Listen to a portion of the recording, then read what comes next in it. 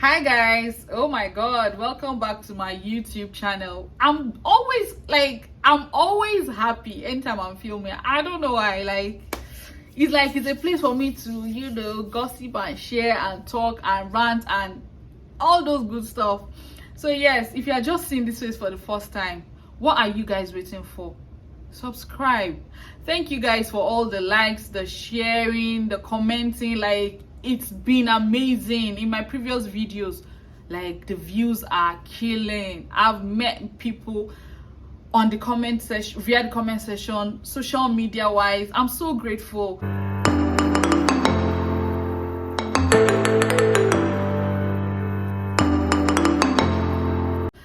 Yeah, so from the title of the video already, you guys already know, I will be telling you some things that shocked me when I just moved to the United States. For the purpose of introduction, I just recently moved to the United States. I'm based in Texas, and yes, some things were strange to me when I got here. I just left Nigeria, and you know the way it is now in Africa, you know the way we do it there. So yes, for the purpose of, you and I should not be shocked, or when you come, just prepare yourself. Some things will shock you to the bones, and there are some characters you need to drop back in Africa. Don't bring it to here. Don't bring it here. This place is different. Do you understand? Okay, so just in case you catch me looking down, that's because I have my notes here. I had to write it down because the list was long. And okay, so the first thing is, the day I got into the country, while we were driving back home, I kept looking. My husband was like, "What's going on, babe? Why are you looking? What's happening? I was looking for something. Do you know what I was looking for? I was looking for money that is growing on this tree. I was looking for a tree that was growing money. Culture shock. Oh, honestly, culture shock. I didn't see any tree that was producing money. How? Because this is just to show you guys and to tell you people back there in Africa, friends, family, all, you guys feel like when we come here, immediately we step our legs here, we start making money. It's not true. I checked everywhere. There was no money anywhere. I checked the trees. My husband brought flowers. I was even checking inside the flower, let me see if there was money. But there was no money. So my brothers, my sisters, back home, you guys, chill. Money does not grow on this tree. We don't pick, in fact, on the floor, up to now, I did not, even in Nigeria, shebi, at your man rowo dear, we dey sometimes you go see 200 naira, 300. I never see $1 as I came here. I didn't see it.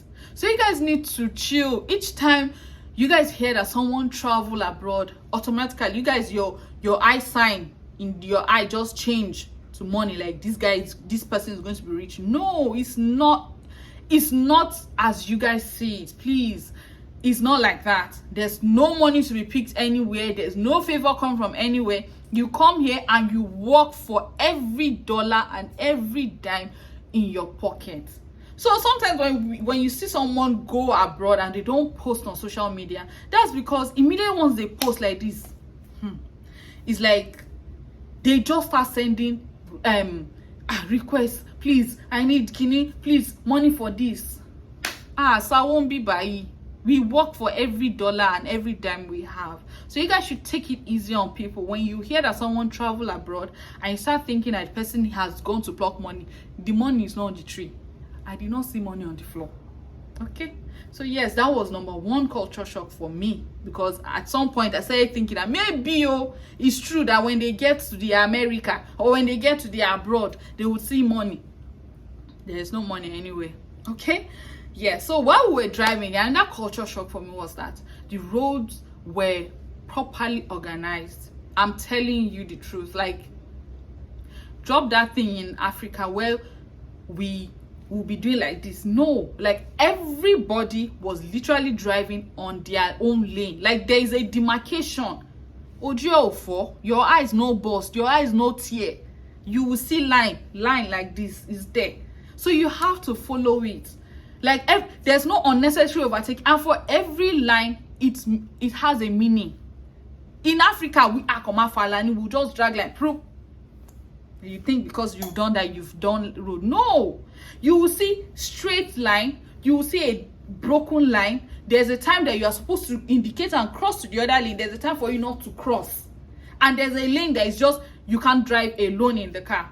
That's like the Hove lane. I'm sorry, that's like the Hove lane. Yes, you can't drive alone in the car. You have to be 2 people or more in the car. So this one that in Africa that we see, we just drive as it is. There's no space between ourselves. Like we are literally jam-packed. Sometimes at some point the road will be so tight that we have to even bend the winds, what's it called, the side mirror for other cars to pass. Here everything is organized. Another culture shock again for the road is that the roads were neat. Not where neat, like the road is properly, I'm sorry guys, the road is neat. There's no pure water nylon, there's no container nibe, there's no sweets, biscuits. Even if there is self, like they always clean it, like they clean the road. So I realized, I was like, wow, the road is clean, is well demarcated. In fact, when we're in traffic, another thing I noticed, that everybody still maintained their road. That's one thing I noticed. Everybody maintained their road. Nobody was driving this or that, or maybe, you know, when there's traffic, right, and then you see one free road. I noticed that there was a free road, but nobody was going there. I asked my husband, I was like, babe, why don't you cut it like this, so I'll beat time? I was like, no, that's like the, I think he said shoulder lane or something. So mental sense they here, you guys. Drop that thing abroad, drop that thing in your country, wherever it is. Drop it in Africa. I'm speaking directly to our African brothers and sisters. We have that bad habit. You not see someone open the window, throw whatever. They don't do that though. They don't. And then one thing again I also realized again, under culture shock while driving again, I noticed that I didn't hear someone doing pen. There was no honking unnecessarily. The time you see that they are honking is probably maybe someone has just stopped like on the road, palm, like that, for no reason. And before you even do that gone, because of how much people are driving, the distance that people are even giving, they can't just hit you like that. They will just stop and see maybe something is wrong before they even honk. But if they say, you are making call, you are dancing, they will honk. But all the time we drove from the airport to the house, I did not hear pom pom. It was quiet. The only thing I was hearing was that it was raining that day, so everybody was driving. But apart from the sound of the rain or what, we didn't hear any pom pom pom. I did not hear that one. It was quiet. And another thing again I noticed is that there are directions. Oh, let's near America. You cannot miss road. There's direction. There's speed limits. There's direction to whatever you are doing. There's direction to wherever you are driving to. When you are getting to a place, they would have told you like maybe 5 miles before or 2 miles before. They would have told you that, okay, ahead though, but before you turn left though, there's skinny corner. They would have told you the area you are going to. You see here, back in Africa, I'm talking to our last mile people. Yes, all points intended actually. You guys, even if there's no direction, someone will stop to ask for direction, and the next thing, you guys are all over the person. You're not supposed to make a U-turn. There's no direction for no U-turn here in this place, in this America, or in this abroad that I am now. If I'm making a U-turn, there is a place that will tell you, okay, you can make that U-turn. If you are not allowed to make a U-turn, there is an instruction to tell you that do not make a U-turn there. You could tell like, they did this place with sense. They did this place for sense. So you can't just, because you can drive, because you can turn left, turn right in Nigeria, you can move forward, back. You think you just kickstart a car and just, no, my dear, you cannot do that. It's not possible. So another thing is that you want to now drive. It's not like in Africa. I'm still in that. I don't know why I'm still maintaining on that road culture shock, because I just feel like the rate of accident has reduced here. Truly, the most frequent accident you can hear now is maybe someone is texting while driving, calling while driving, all those kind of things. But Naija, you can be saying on the road like this and be driving, another person from somewhere, bam, hits you for no reason. The person might, just because he wants to overtake or will scratch you. Like these ones, they are valid reasons why. Sometimes they might be like maybe a drunk driver. Sometimes it's rare, but like chamo, like ibi by one for polo Connie. Do you understand? It was just, I don't know. Another thing is that the fact that you can drive does not mean that you just enter car and go. No, my dear, my darling, come, Bia, come closer. You have to obtain a driver's license. And don't even start thinking, okay, he's not driver's license. No, you will schedule an appointment, go for tests, computer tests. You do road tests. The fact that you pass computer tests alone does not mean like you will do road tests too. So it's not like back then in Africa where you can just walk into any driving license, whatever, get it. Now it's better. I think I heard now you have to present a driving school certificate, but Ashimanju does, if you understand what I mean. I'm not going to say that one in Yoruba, so people will not go and hold me. Okay? So yes, you have to do all those things to obtain that driver's license. And trust me, they can take it away from you anytime if you do any mistake. They will give you some penalty. You, at some point, they seize it. You are damaged. They don't see you fit to drive. So you can't just walk into this. You have to go through exam, go through everything, and make sure you pass. If you don't pass, my dear, you come and sit down at home. Yes, you sit down at home. Another culture shock is that in this place, when you get here, not every black person that you see is from Nigeria, is from Ghana. I had that one. This one is like first class, because I still struggle with it up till now. Every time I walk into a mall or to a shopping, whatever, a shop, anywhere, if I see a black person, right, I automatically, or Nigerian people are almost as, how far, or what's up, or how are you doing, or something like that. But then it always clicks in my head that no, they are black Americans. There are people that have never been to Africa. There are some people that are born and raised here. There are some people that are here, that this is where they are. Do you understand? So that was like a culture shock for me, and it's still like a culture shock for me. Like I feel like I thought that for every black person I see, that I saw, I always thought that the person was a Nigerian or a Ghanaian or a Cameroonian. No, they are main people from diverse, and there are some people that are black Americans. They are Americans, but they are just black. Yes. So that was a culture shock for me as well. So another culture shock is that, see, my dear, if you get here, you are on your own. Yes, you are on your own.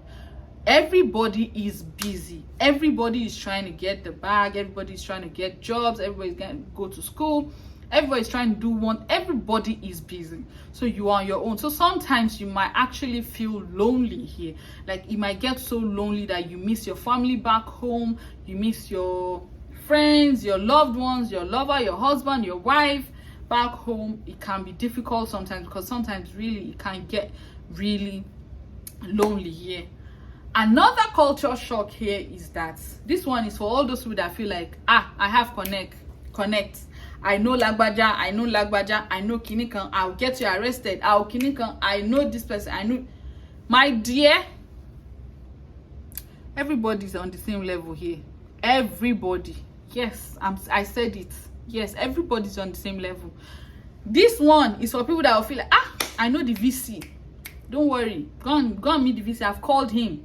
He will collect, they will attend to you in school. I can get you admission. No, you will go through the process. Write the exam, do all the documentations. You will go through process of everybody. They might ask you for a reference, but there's nothing like shortcuts here. Everything you must like is detailed. You can't say oh, because you are the Kinikon's child, they can easily give you this. No, even from the time of visa self, who you be, who is you, who are you? You can buy slot. I don't know, but I think they do buy slots. I don't know, for interview. I don't know honestly, maybe. But you see that interview, go, nobody knows you. You are on the same level with everybody, because that interview date thing really is causing an issue right now, where agents will get dates, we just fill up that space for no reason and be selling it out. Like, it's so crazy. It's just ridiculous. It's causing a lot of stress on my fellow brothers and sisters back home, honestly. And see, just not to even divert, let's just skip that part a bit. So yes, don't feel like you know someone, because even obtaining license in Nigeria too, you say, I know this person, you just quickly go, you will not Kinikon. The system, Nigeria, actually, they are trying now. The system is trying to do it in a way you have to schedule an appointment, you have to do this, you have to do that.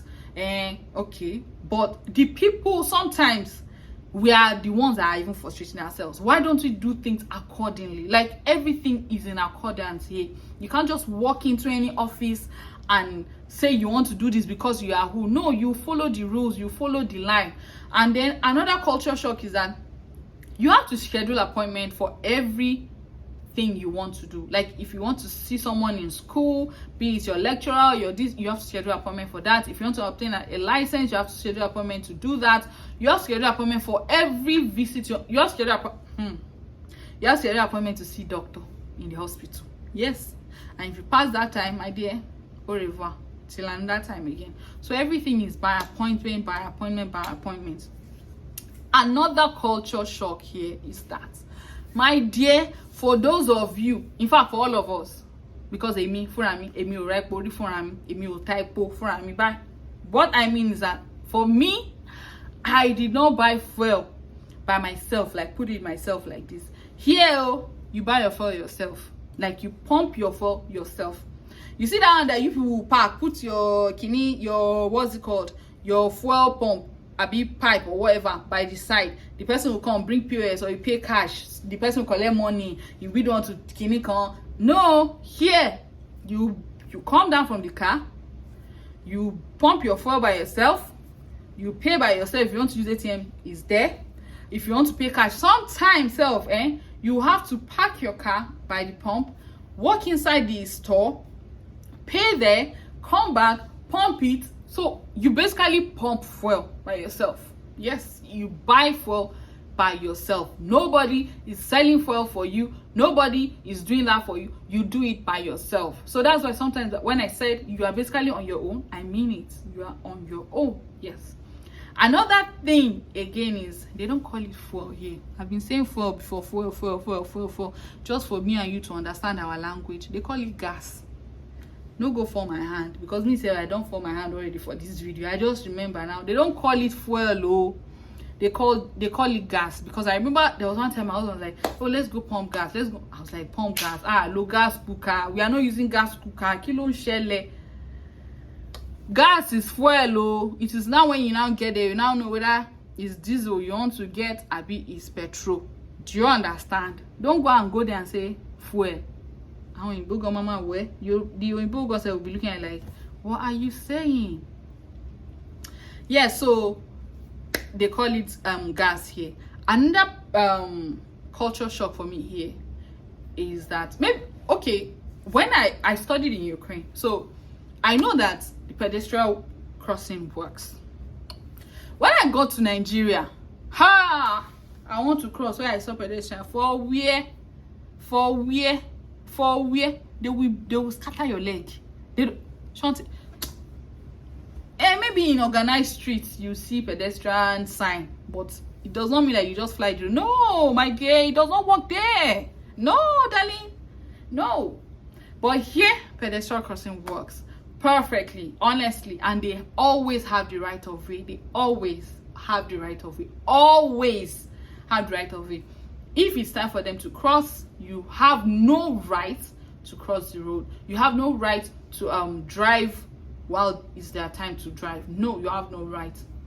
You have to follow it. They will cross, sometimes this thing would have counted that like it's time for the cars to pass. The car will still wait till that person cross. You can't just cross over. No, my dear, you can't.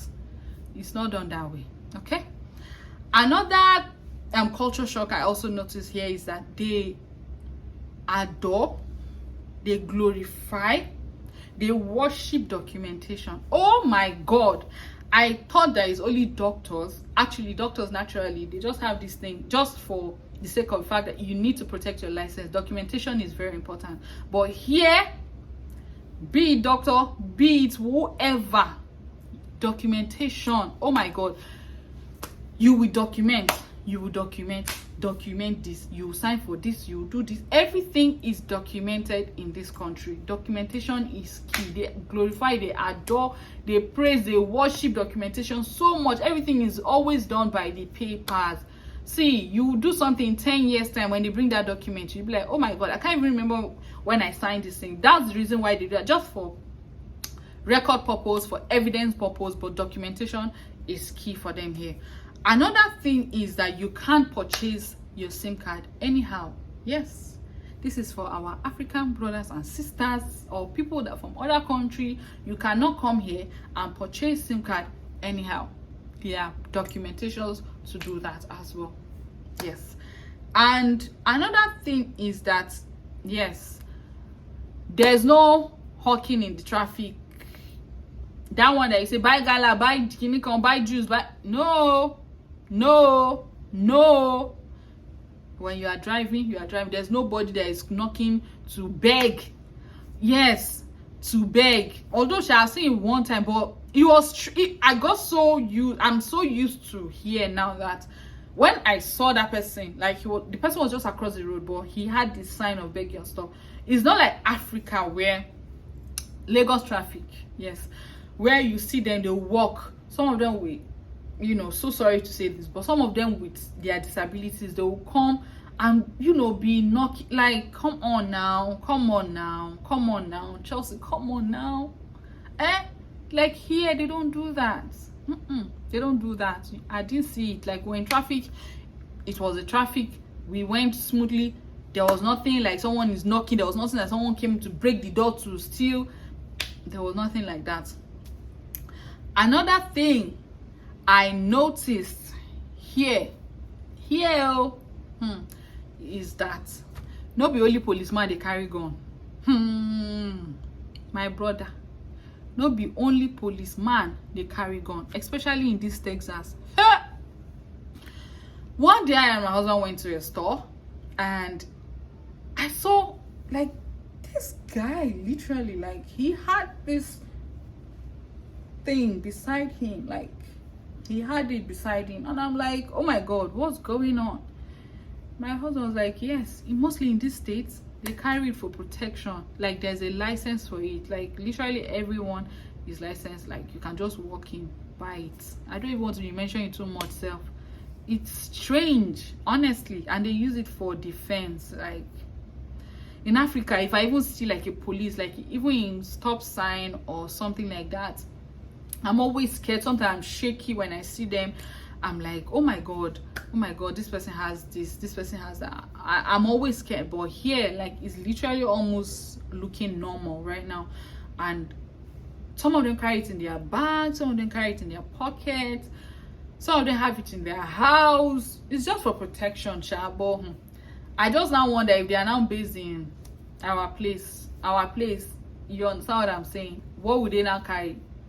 Would they carry a more tank? Because it's too much for them. Like our uncle, they too plenty, but we thank God the country is getting better actually. Like I mean, Africa is making me proud. Like things are actually reducing now compared to before.